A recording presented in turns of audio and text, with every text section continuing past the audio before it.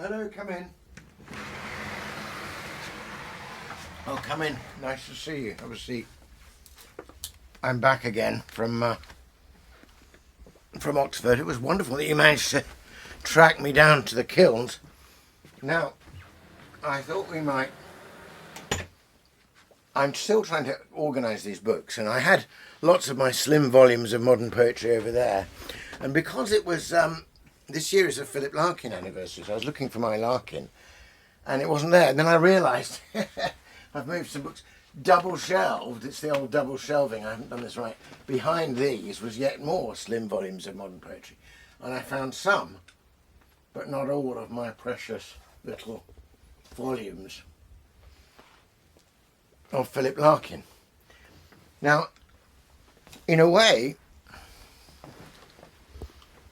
there really wouldn't be, there'd be hardly any slim volumes of modern poetry on my shelves were it not for these very slim volumes of Philip Larkin. I came to poetry through Keats and Shelley, and I was a wannabe Keats, you know, and when I turned, I thought, well, this is glorious poetry of the you know, the 1820s, but I was a young man in the 1970s, so I had naturally what's going on in my own era, where are the poets now? And I started to look at poetry in the little poetry magazines, and at first I was just appalled. I couldn't, you know, the music, the beauty, the lucency, the cadence, all of that seemed to be gone, and there was this kind of strange, it was like chopped up prose. It was claiming to be a poem because the lines didn't reach the end of the page. I even found a poem that was literally called, I kid you not, there's a poem called Prose Poem Towards a Definition of Itself.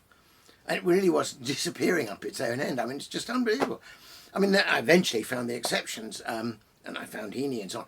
But the first exception I found, I was complaining about this, and some passing schoolmaster, you know, in the corridor, or, you know, at the end of an English lesson, I said, what's happened to poetry? And he said, have you read any Philip Larkin?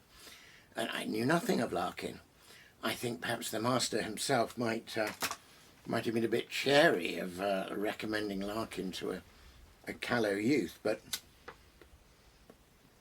I went out, which was 1974, and I bought this. It was the new Larkin. High Windows, Philip Larkin. I was very keen and must have had some extra pocket money because I bought the hardback. And here it is. It was 1974. I'll show you. First edition. Faber, new printing. Faber and Faber, published in 1974. Reprinted in 1974 twice. And then, wonderful.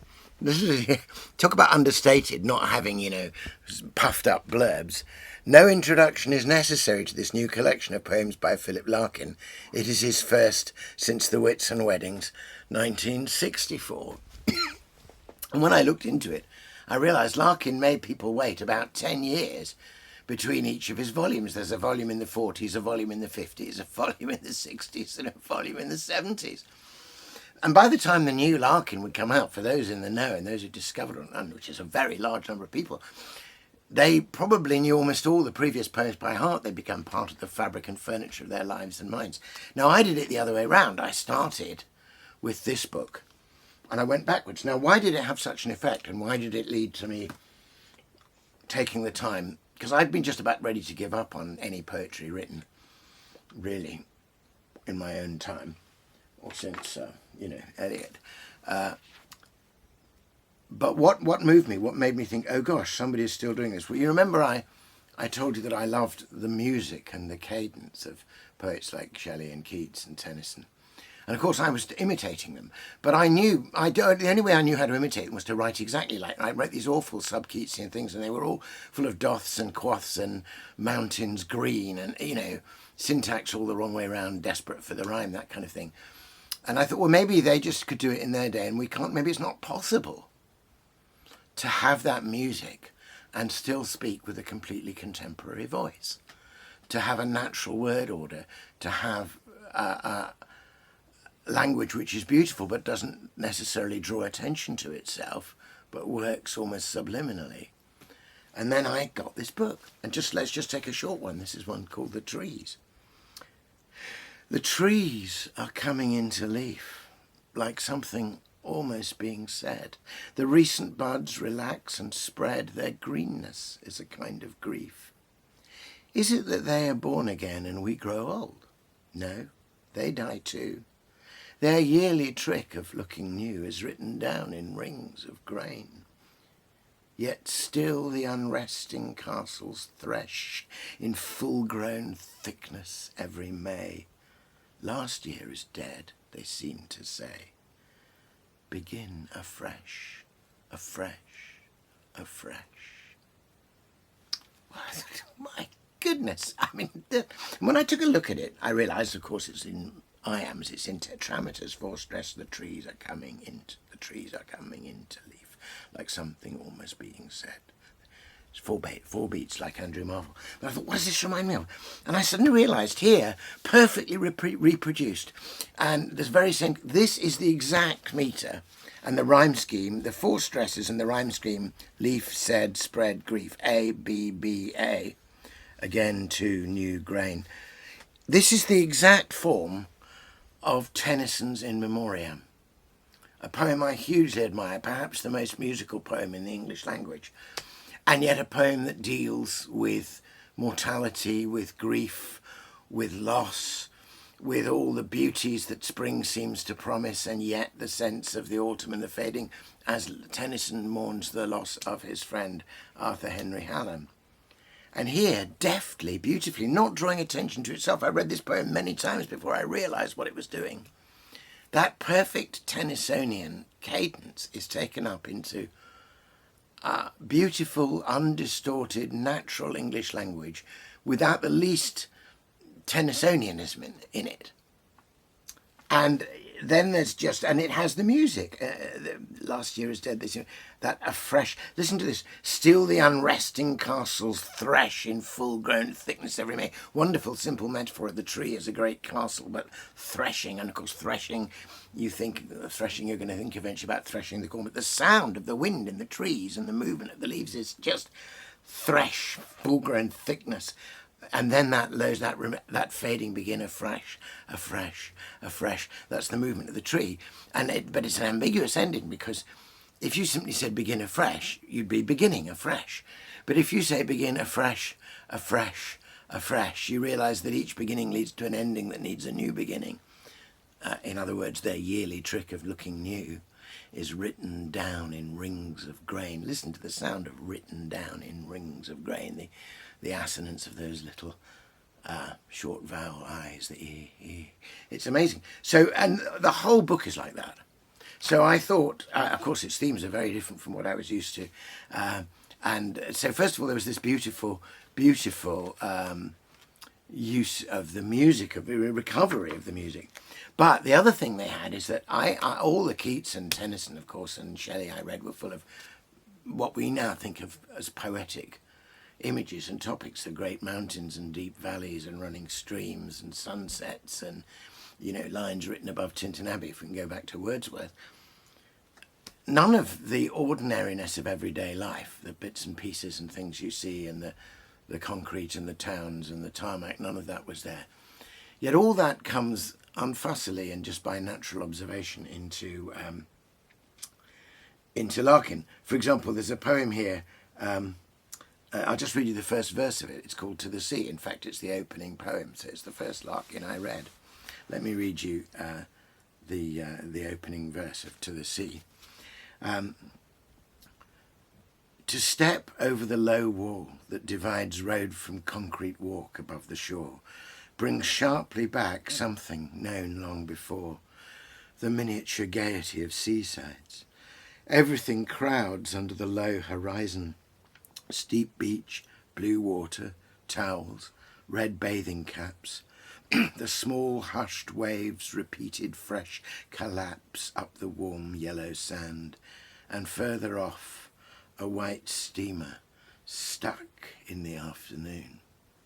It's kind of very direct, uninflected, But look at the observation, just that list: steep beach, blue water, towels, red bathing caps, and then the sound of it, listen to it.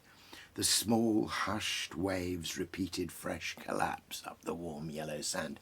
Small hushed waves repeated fresh collapse is exactly not only a perfect description of what the waves actually do, the small, the little ones, the hushed, and they collapse, and the paradox of fresh collapse not only being the sound of the wave, but the fact that it's a collapse and yet it's happening each time. And and then the ordinariness of the concrete walk and the low wall.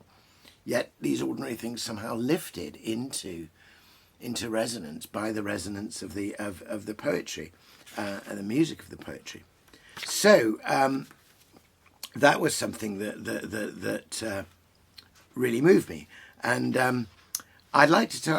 Well, perhaps if you get the chance to drop round again in the not too distant future, I'll read you as I work my way back a couple of poems from Whitsun Weddings, which came out in the early 60s, 64, which I think will take us more into Larkin's subject matter and his deeper themes.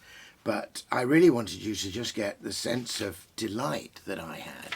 I mean, most people wouldn't think about being delighted by Larkin because he's famously bleak and morose and kind of elegiac, and his subject is certainly mortality and shyness and inadequacy, and his favourite word is almost, as it were, or seem. He's always about our almost instinct, almost true.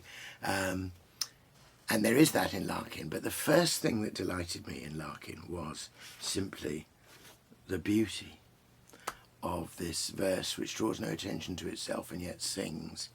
So I will go into the other ones, which on another day, but let me read you one of the last poems in this one. Again, it's extraordinarily simple. It speaks actually into summer, which is where we are now. In my mind, it ought to be ranked with the great elegies on time and mortality, especially the ones by the metaphysical poets, where something you see in this world is offered without any explanation as a potential emblem for the beauty and mortality and poignancy of our own life. So it's just called Cut Grass. Cut grass lies frail. Brief is the breath mown stalks exhale. Long, long the death it dies in the white hours of young-leafed June, with chestnut flowers, with hedges snow-like strewn, white lilac bowed, lost lanes of Queen Anne's lace, and that high-builded cloud moving at a summer's pace. Perfect evocation of a June day.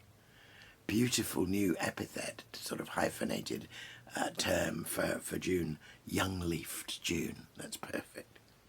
And yet in there, in that beautiful vignette of a June day, is this sense of elegy. The brief breath exhaled, the long death, the sense of mortality, which goes right back, of course. I mean, its real root is in the Bible. It's in the days of man are but as grass, for he flourisheth like a flower of the field, and yet when the wind goes over it, it is gone, and its place will know it no more. He's there with the psalmist and the prophet. He's got no time, he thinks, Larkin thinks, for the Bible. He's very modern, and yet he touches just that same moment that the prophets and the psalmist touches with the same poignant beauty. Remarkable poet. Anyway, we'll look at some more of his, maybe one or two of his more famous poems next time, but glad to have seen you. I'm thinking about Larkin because it's his centenary this year. He was born in 1922, so he's very much in the air. God bless.